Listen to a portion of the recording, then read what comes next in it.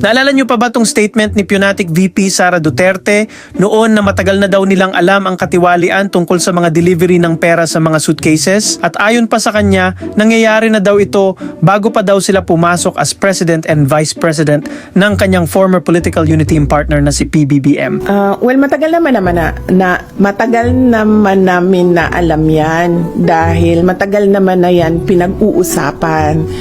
Simula pa lang noong pagpasok namin as President and Vice President, naririnig na namin yung delivery ng mga pera na nakalagay sa mga suitcases.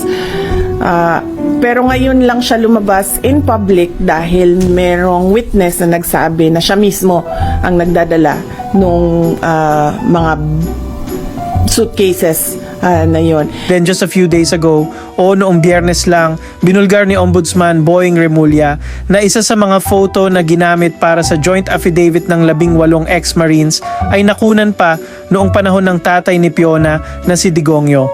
To be exact, panahon daw yon ni former House Speaker Lord Alan Velasco. There was a delivery done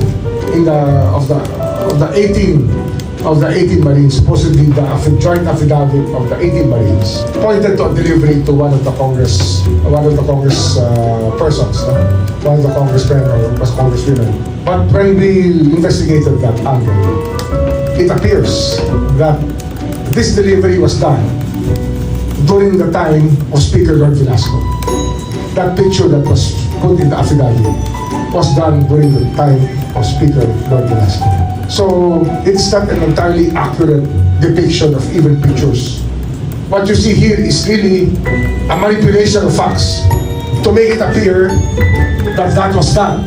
But actually, they were playing with timelines. And this is one timeline that they played with, that this happened before the term of President Marcos. Ngayon, tinanong si Fiona sa pahayag ni Ombudsman Remulla, pero parang guilty ang Gaga at hindi ito naging responsive sa tanong. Bakit kaya? Delivery sa time ni PRRD, ma'am. Your comment po.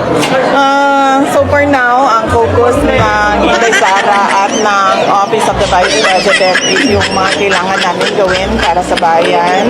Tulad nito, we have an exhibit that showcases the former Vice Presidents and teaches the children about leadership and anong klaseng leadership ang